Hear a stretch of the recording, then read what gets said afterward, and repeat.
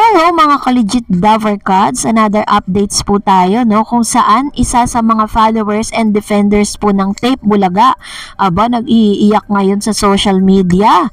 Dahil dyan ikinumpara po ang treatment ng Tape dito po kay Juanito na pinasikat ng TVJ. Ang lahat ng yan.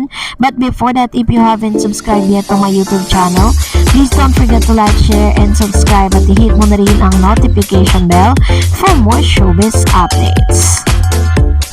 Bago nga tayo magpatuloy sa ating mga updates ngayong araw, of course, nais ko po munang magpasalamat sa lahat po ng mga legit viewers, subscribers, and legit Davercads po natin na lagi nag-aabang at nakaantabay sa ating mga videos. Thank you so much sa inyo pong panonood.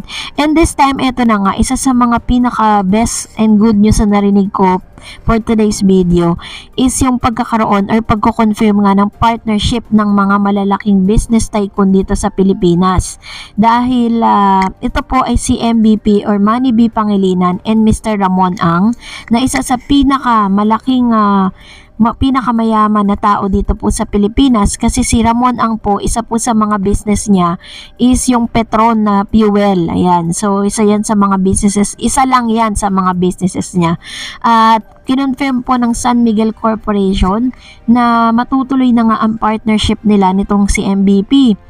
At dahil po dito, mas magiging masaya po ang Christmas ng TVJ dahil may pagkakataon or matutuloy na nga na isa sa pinakamayamang tao dito sa Pilipinas ang handa po na mag-invest para po sa kanilang noontime show. Ganon din naman sa ibang show dito sa TV5. Kung matatandaan po, ang San Miguel Corporation ang isa sa pinakamalaking advertisers and sponsors po na meron ng tape. At ngayon, parang they are just parang this time, gusto po ni Mr. Ramon Ang na talagang sumama na or maging isa sa mga associates nga ni MVP, no? At dream come true po yan dahil dati po rival po sila, but this time magka-associates na or magka-business partner na. So, ito naman, pag-usapan natin ito kasi isa sa mga followers and defenders po ng Tape Bulaga ay gumagawa ng ingay sa social media. Ito po, nag-post po siya sa kanyang Facebook page na may 12,000 followers. Wala po na ng pag-usapan niya ng TVJ Defenders, parang dumami po yung followers niya. Kaya nga as much as possible, ayaw na po na sana namin siyang pag-usapan kasi parang nadadagdagan yung publicity niya eh. Pero ito nga, umiiyak siya at may caption tong, "I'm so emotional." Emotional daw siya dahil meron pong isang pangyayari na hindi niya inaasahan. Kasi parang feeling niya, porket isa siya sa mga tape defenders, magkakaroon na siya ng malaking privilege. Sabi niya po dun sa caption, "I'm so emotional yesterday. I don't know. I'm so depressed. Gusto ko pumunta sa studio para manood ng tahanang pinakamasaya. #8Bulaga. Na-miss ko ang mga host sa EB." Ayun. So, ito po yung kanyang caption. Pero yun nga nangyari. Ito naman po yung totoong nangyari sa kanya. Sabi niya, "Shoutout dyan sa tanod sa loob ng APT Studio. Pinapakita ko po ang pangalan ko. Nakabook ako para manood. Ayaw nyo magpapasok. Shoutout din sa mga nag-organize ng GC at mga taong inilista. Asikasuhin nyo ang mga guests nyo. Porke nakapasok na kayo, wala nang saya sa tahanang pinakamasaya. #8Bulaga." So, dahil dyan, iba't iba po yung naging reaction ng mga tao, no? Na kumbaga parang na-left out siya. Yun yung pakiramdam niya at feeling niya hindi niya deserve. Ngayon, syempre, dahil po dyan, hindi natin maiwasan na ikumpara yung treatment ng TVJ dito naman kay Mr. Juanito. Kilala niyo si Juanito. Si Mr. Juanito po is nag-trending po siya dahil mula nung nagpaalam ang TVJ dito po sa GMA at sa tape, nag-compose siya ng kanta na ginamit niya yung harmony ng 8Bulaga na parang nag-caught ng attention ng marami kasi nga parang nag-trending po yun, ano? And dahil po dyan, pinatawag po siya ng TVJ dito sa studio at hindi lang yun, no? Ilang beses siyang nakabalik tapos binigyan pa siya ng pagkakataon na makapag-perform kung saan kinanta niya po yung Macho Guapito. Diba? Ganon po yung treatment ng TVJ sa mga talagang legit na talagang nagmamahal po sa kanila. Kasabay nga nito, si Mr. Juanito po ngayon, pag pinuntahan niyo yung kanyang Facebook is na siya, isa na rin siya sa mga YouTube, mga Facebook content creator. Nakilala siya dahil po dun sa nagtrending na ano na yon na kanyang ginawa dahil sa TBJ. Kaya naman malaki po ang kanyang pasasalamat dito po sa trio na ito dahil talagang nabigyan siya ng exposure eh. And kung mapapansin ninyo, ang TBJ kasi, ganun po sila eh, 'di ba? Kapag may mga nasusugod bahay, mga kapatid po ang or nasusugod po ang si Jowa Zoom, 'di ba? Si Jose Wally at Zombie, at meron po nagre-request na gusto po nilang makasama or makapunta sa studio, ay agad nilang pinagbibigyan. Binubuk nila agad yan at inaayos po nila. Pero dun sa defenders po ng tape, hindi po ganun yung nangyari. Kaya nagra-rant po siya ngayon dito po sa Facebook. Sabi niya, yung pinagtatanggol niya dati na tahanang pinakamasaya, hindi na raw masaya.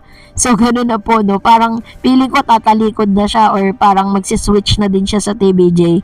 Which is, nakita naman po natin, 'di ba? So, anyways, deserve pa ni Bespil na maranasan yung experience na yun. I-comment mo nga yan sa comment section. Ano bang masasabi mo patungkol sa isyong ito? At dahil dyan, narito ang ilan sa mga komento po ninyo patungkol sa last update po natin. Unahin po ang komento ni Miss Araceli Silva. Hindi sa ayaw ko kay Jose. Legit Davercad ako mula noong pang 69 na po ako, pero zombie lalaki ang posibilidad na magaling at pwede siya kahit saan, may talent siya, pwede, baka ma-insecure si Jose kasi magaling siya pumorma. Ang mga item o neuro ay magaling din sa sayaw, hindi sila pahuhuli, kahit ano pang ipagawa sa kanya pwede.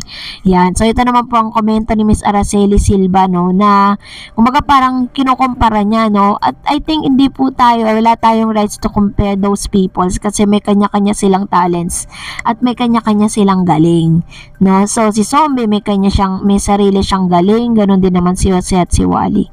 And of course, another comments coming from Mr. Roland Gonzalez. Dapat nga alisin na yan si Zombie sa EAT kasi hindi maka-cope up sa mga kasamahan niya in terms sa pagpapatawa at pag-entertain sa mga audience.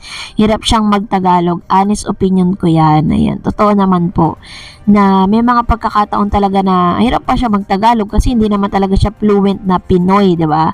Hindi naman siya fluent magsalita ng Tagalog. Kaya expected na po natin yon. Pero hindi naman natin pwedeng i-deny or isantabi yung kanyang mga naiambag dito po sa EAT Noontime Show. Yun po yung ilan sa mga tinitignan at kanina rin po kinumpirma na talagang kasama pa rin siya. At meron nga siyang inilabas na sarili niyang album ngayong kanyang birthday. And another comments coming from Miss Dance Tess.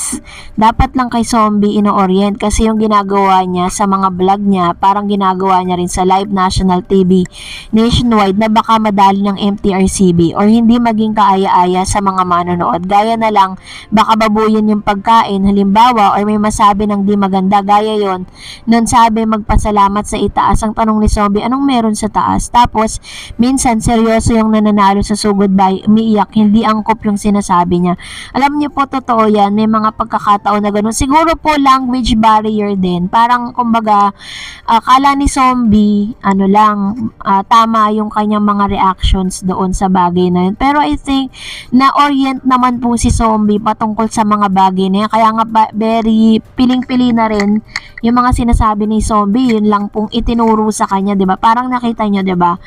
Minsan, pag ang sinisigaw niya na, misigaw siya ng mayor kapag meron pong sinabi si mayor na, or si Jose, yun yung kanyang parang pang-suporta. Siguro yun ang tinuro sa kanya ni Wally at saka ni Jose. So, that's it for today. For more videos and updates, please don't forget to like and subscribe, and please follow me on my Facebook page, Dar Eds TV. God bless everyone.